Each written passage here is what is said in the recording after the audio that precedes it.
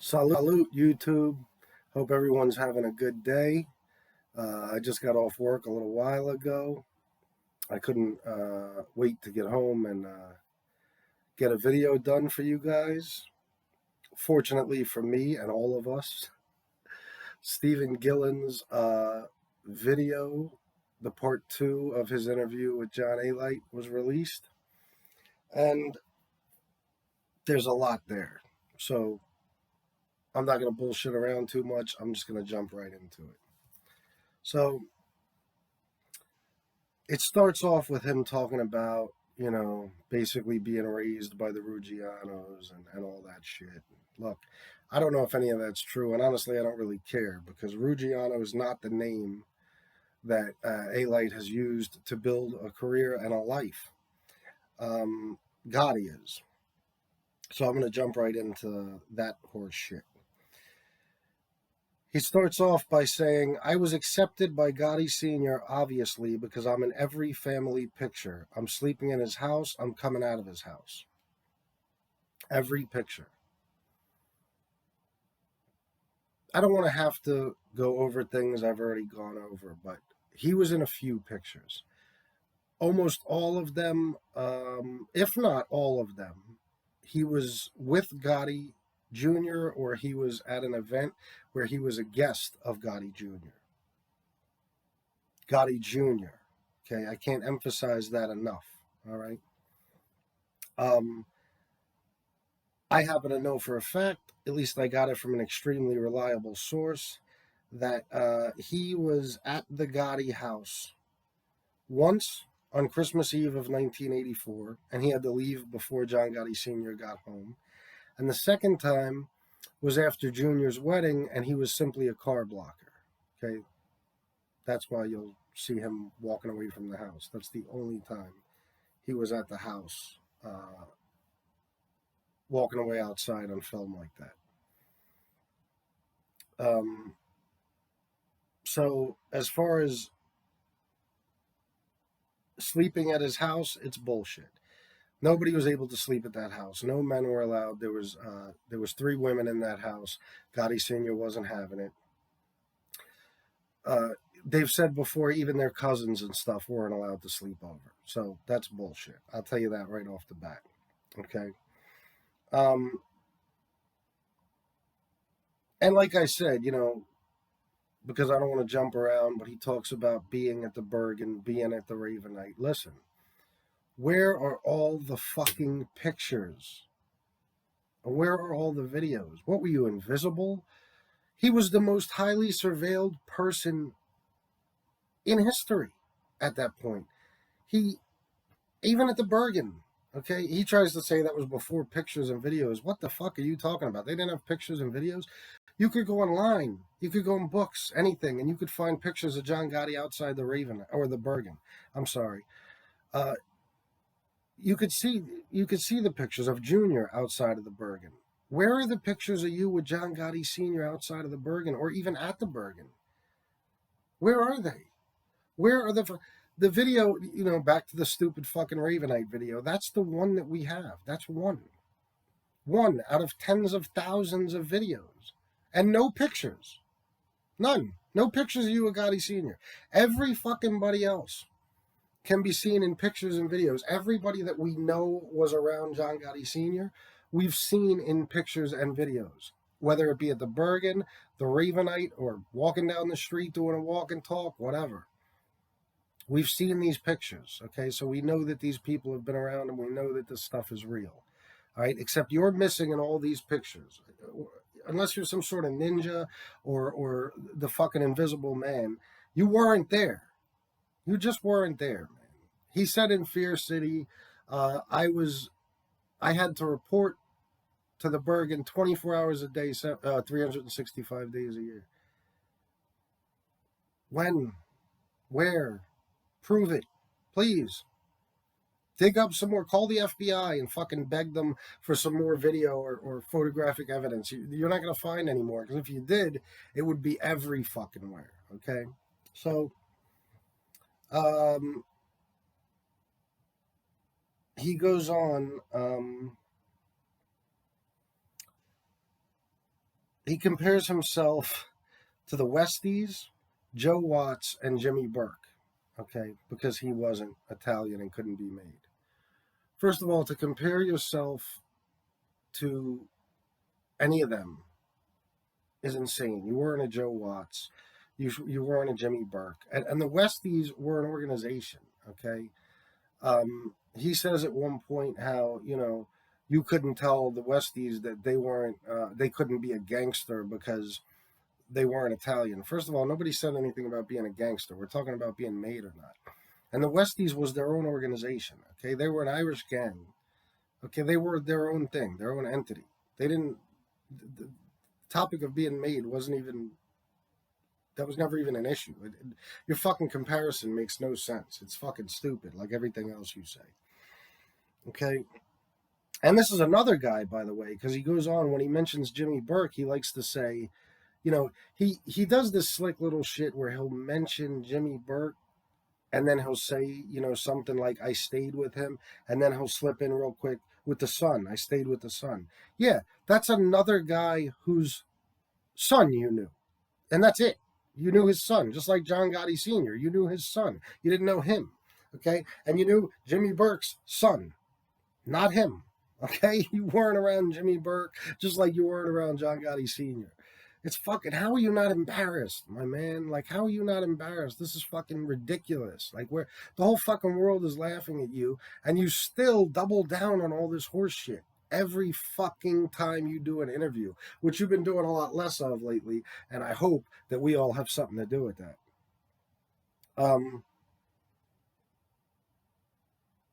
So he goes on, he uses the words we are a lot. When you're on the level we are. And he does this in referring to, Jimmy Burke and Joe Watts and the Westies. So now he's on their level and he puts himself in that group with them, with Joe Watts and Jimmy Burke, for fuck's sake. Okay, so he sees himself that way. Even though, isn't it funny that we've known about Jimmy Burke and Joe Watts? Joe Watts has been mentioned in books for decades. You could find him in newspaper articles, in court filings, during, mentioned in trials, every fucking thing else. Sammy the Bull put him away, for fuck's sake. Okay, now, since you were lumped right in there with Joe Watts, how come Sammy the Bull never mentioned you when he was on trial? Just out of curiosity. He put Joe Watts away, he ratted him out. Now, you were on Joe Watts' level and you were a big time mafia hitman. So, how come you were never mentioned? How come we never heard your fucking name until 15, 16 years ago? Why is that? No newspaper articles. None. Go try to find me a newspaper article on John Alite before like 2006. One story, one crime he committed, any fucking thing. Find me something. What, was he just that good? Was he just that good that they never got to catch him? No. No, he just wasn't important, like we've said a million times. He wasn't important, so there was no story to do on him.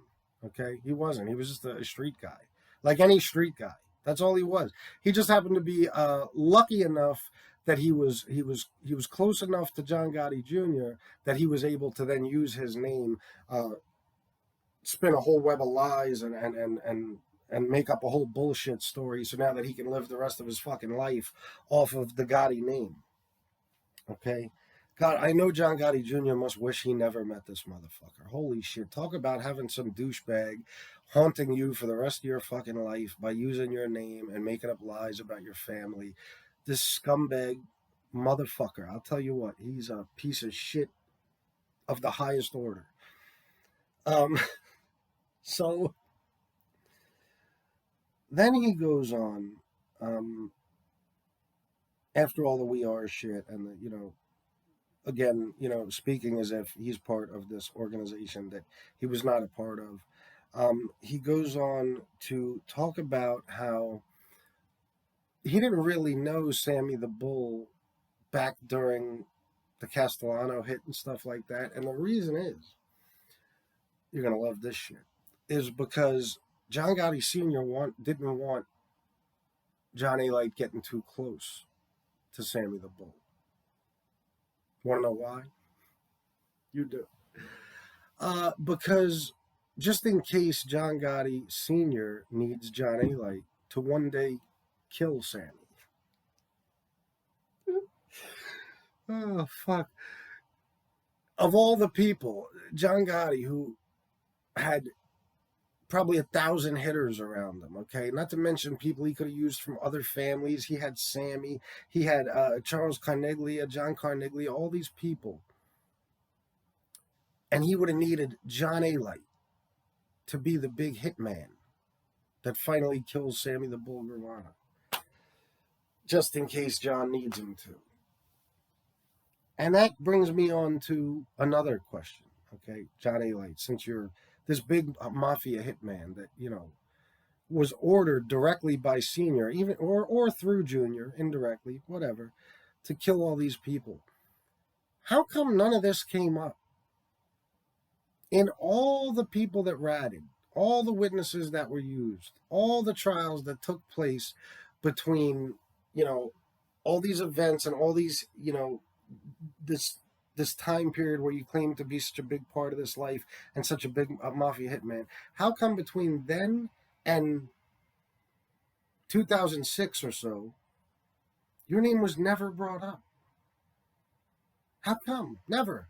Sammy the Bull, that whole trial, he testified against what? And ratted out 35 guys? But not you. Were you just that special that Sammy was like, no, I'm going to put all these other guys away, guys I knew since I was a kid, guys that I lived this life with for decades. I'm gonna put them away, but I'm gonna spare the Albanian guy, John Alite, the kid, Junior's friend. Yeah, fuck that. Or was he scared? Well, I ain't testifying against that guy, because if anybody's gonna kill me one day, it'll wind up being him, because he's bad. Why weren't you never brought up in any of these trials? Nobody ratted on you. Nobody testified against you. Why? If you were such a big fucking deal, you were such a big hitman. Why? How come in all the murders that testimony was given about from all these different rats, especially Sammy the Bull, how come you're not implicated in one of them? Not one. On these real mob figures that were killed. I'm not talking about, Bruce Gotterup and John Gebert and these street guys. I'm talking about major mob figures. Since you were, as you say, the hitman, the enforcer for the Gambino family, and you took orders directly from John Gotti Sr., who knew you since you were a baby and practically raised you as his own, how come you were never implicated in any fucking thing? How come your name wasn't even brought up until the last trial? How come Mikey Scars never mentioned you until the last trial? Even though Mikey Scars was dear friends with John Jr., how come your name was never mentioned until the very end? Why is that? It seems like if you were such a big badass hitman for the mafia, your fucking name would have been in every trial, that you would have been a centerpiece of all this shit for years. Even, like I said, during John Gotti's trial when Sammy the Bull testified. Matter of fact, especially then. You would have been a big name. You would have been probably a fucking... They would have done anything to get you. Because you're a big deal hitman. I mean, what the fuck? They just going to let you slide and leave you out of things? No. I don't think so. Okay? The Sammy the Bull tape, I don't even really want to get to. It's not even important. This is something that, very simply, you could have called him and said, please, vouch for me. You could have paid him. You know what I mean? There's a number of reasons. And honestly, Sammy at this point, who gives a fuck? Because Sammy has no integrity, and he's got no shame. I mean, he's letting you batter him all over the fucking place and talk shit about him left and right, and he won't even come out and stand up for himself, because he's more worried about his dumb fucking TV show that's coming out. So, who Sammy's credible? King Rat? we're supposed to fucking take his word for it that you were somebody, even though that he had said in the past before that yeah, you were with the Gambinos, but he never met you. So that's whose word we're gonna go on. Who fucking cares, honestly? Um, I don't know what else to say as far as this interview. Um, there was some other stuff. Um, you mentioned, of course, I'm hesitating because I don't know if I even want to mention this, but fuck it. I took some notes just in case, and so I don't forget any names or anything. It's a lot to remember. But you fucking, of course, brought up Jimmy Calandra in this video too, and you said he was a low level drug dealer, basically a nobody. Okay, that's all he was. He was just a low level drug dealer. Again, you're talking about somebody whose stories can be backed up and who we would have known about it if it wasn't for one specific we would have known about, I'm sorry, if it without just one specific person's name attached. In other words, we would have never fucking heard of John Alite without the Gotti name. Never. Ever. For all the dickheads that want to say that I'm fucking building a YouTube channel and a life or whatever you claim I'm doing. I don't even get paid for this. I'm not even monetized yet. Off of Alite's name. You're fucking describing Alite, for fuck's sake. The guy, go 3 interviews, Alite. 3 interviews without saying the name Gotti. I fucking challenge you. You can't. It's impossible. Because without Gotti, there's no Alite. There's no. That's why he's got to keep building. That's why he's got to keep building and saying, more and more. Like, it never used to be about Gotti Sr. And the more he talks, the more closer he was and the more important he was in that family because, his story's getting boring and dull and we've heard all of it 1,000 fucking times. So now he's got to just keep making up more and adding to it and making himself seem even more important. So, at least Jimmy Calandra, check his rap sheet. He was just a fucking drug dealer. What are you talking about? Check his indictment. Look who he was indicted with. A low-level drug dealer gets indicted with fucking Anthony Spiro and Joe Benanti and all the Bath Avenue guys and all that shit. Are you fucking for real? Look up the newspaper articles. Like I said, you could find shit on Jimmy Calandra. There's got to be, I don't even know how many newspaper articles I found about him in the past and the Bath Avenue crew and their trial and all that shit. There's nothing to find about you before before they needed to hype you up to be this big witness so they could try to put John Jr. away. There's nothing. And as far as the prison thing, because, that comes up. Once again, I've asked this before in a video. You claim that Jimmy Calandra was some sort of bitch of Gene Gotti's and that he was just a nobody and Joe Gambino didn't even want to cook for him and blah, blah, blah, and all this horse shit. But yet you were this fucking... You ruled the prison. You were a king. You ruled the fucking... Let's see, who were you in charge of? You were in charge of all of Cosa Nostra in McKean. You were in charge of the Latin Kings. You ran that whole organization. You ran, what else? The Junior Black Mafia. Yeah. And every maid guy and everybody that was in there was under your belt. They were doing your bidding. They were slapping around a captain in the Gambino family for your punk ass. Okay, yeah. All right. But listen, so you were the main guy with all these guys, and Jimmy was a nobody, right? He was just Gene Gotti's bitch who cleaned his cell for him and stuff. Why the fuck is it that you can't produce one fucking picture from McKean or any other federal prison where you're with one mob guy? You could look up guys that were in the street during that time, or really any time in history that were in that life. They'll have pictures from federal prison where they're with all kinds of other made guys, associates, and everything else, bosses, you name it. Anybody, I'm talking about people that were loosely connected, have prison pictures with important people. You don't have one. And like I said, I know you don't, because if you did, we would have known about it, because you wouldn't be able to wait to look who I'm with, look who I'm with, guys. Ooh. Okay. So, but none, not one. But Jimmy Calandra, in just a couple of his pictures, okay, he's with Joe Gambino, Joe Lica, Matty Madonna, Herbie Sperling, Frank Lastorino, Patty Delarusso, Michael Perna, Mike Sessa, Chucky Porter, okay? And there's more than that. That's just some of the people that Jimmy's taking pictures with, where he's right there with them in the group, okay? Some of them are one-on-one pictures, just him and one other guy. But nothing from you. I mean, what reason do we have to believe that Jimmy was a much bigger fucking deal than you? I don't know, but I have no reason to believe that he wasn't.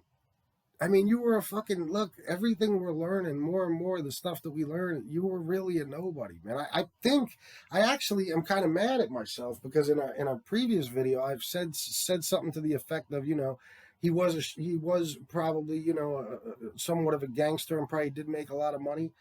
I don't think you were any kind of gangster. I think you were a drug dealer and a thug on the street. Basically like I was, or any other street guy. The only difference is you killed somebody, and you were, loosely involved in some other stuff.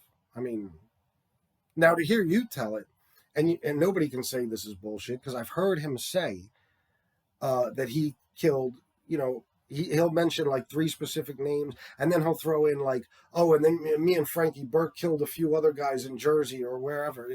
No, you didn't, man. No, you didn't, bro.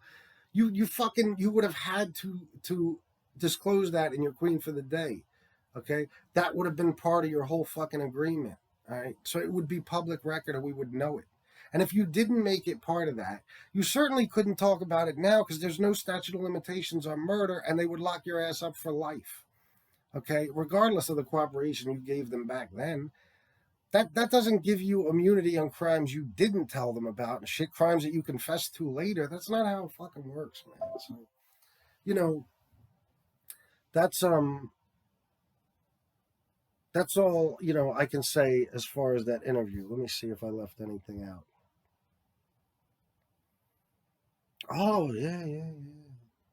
Lucky me, there's more. Um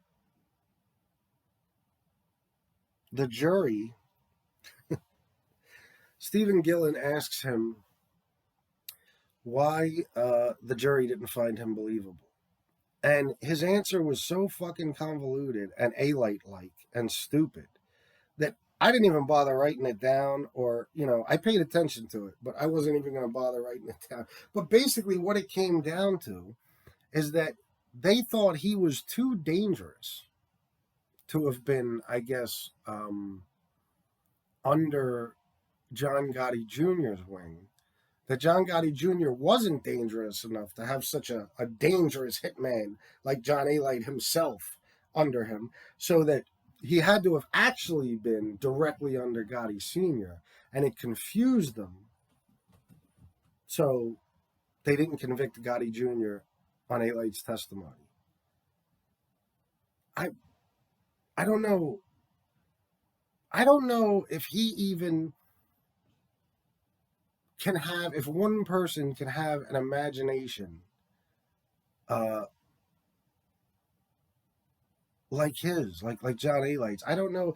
Do you have to get ghostwriters to come up with shit? We already know you had a pedophile as a ghostwriter for a book, but do you have to come up with ghostwriters to come up with these fucking theories too? Like, guys, listen, I'm gonna have to explain on this show why the jury didn't believe me in Gotti Jr.'s trial. So I'm going to need you guys to come up with some sort of answer and get it back to me as soon as possible, because I'm doing an interview at 3:00. Come on, man. Like, it's, bro, you're one of a kind, man. I'm telling you. The horse shit and the fucking lies, man. I don't even know. It's got to be fucking torture to live like this. Like, you got to keep track of all this shit. You got to fucking, you say there was one interview where they asked you how many people you killed, and you actually said, "I gotta be honest, it could be up to 15." What is this? The fucking Wild West? You just leave bodies in the street. You don't know who you killed, who you didn't. Murder's a pretty big fucking deal. You're gonna know. How do you keep track of witnesses if you don't even know who you killed? You don't know if you killed two people or six or 12 or 15. It could be up to 15. That's what that is an answer where, look, I know, all right, they're catching on. You know what I mean? Like they know they've figured it out. There's some smart people out there who realize that it can't be more than one, and maybe a couple of conspiracies. So I'll just give like these, liars do this shit all the time. They'll give these vague answers. Like and there's a handful of stupid people out there who will believe this shit. You know what it reminds me of? My whole life, dealing with the drugs and stuff, I always used to find it hysterical when these cops would come on the news after this, bullshit drug bust and be like, yeah, we got 2 ounces of cocaine out of the house. That's got a $25,000 street value. In what fucking country? What do you mean? Of course it doesn't. But they don't want to say, they want to make it seem like a big deal. They want the public, they want the people up on the hills who don't know any better, the same types of people who believe Alite's bullshit, to be like, hey, officers, great job, big drug bust. No, they got a little bit of coke off the street.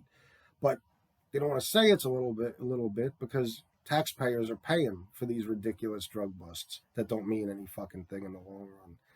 And that's the kind of shit Alite does. That's the kind of people he targets. He targets people who don't know anything about this stuff. They're intrigued and fascinated by any kind of mob story. And because he sounds and looks the part, there's a certain segment of, his audience that are going to buy it hook, line, and sinker. So, anyway, guys, there's some other stuff I want to touch on. I don't have a ton of time. I might make another video or I'll come back tomorrow with some other stuff. But I got to tell you, I think some interesting stuff is about to happen. I think some mob wars, I think they might be reignited. And I think that so some surprising stuff is going to happen. And this shit is going to get a lot better in the next couple of days. There's going to be a lot of controversy and a lot of stuff going on. I have reason to believe that. So, that's it for the interview, and that's pretty much all I wanted to go over today. So I appreciate you guys watching. Please press like. If you're not subscribed already, please subscribe to my channel. And as always, I appreciate your guys' support. Keep commenting. I will answer as many comments and emails as I can. I never want to ignore anybody. I like to answer every comment and every email. I'm just busy as fuck, man. Between work and stuff I got to do at home and everything, and just trying to fit some decent amount of sleep in. It takes me a while. So sometimes I'll answer, but it might take a couple of days or whatever. So thanks again, guys. And if I don't see you again tonight, I'll see you tomorrow. All right. Salute.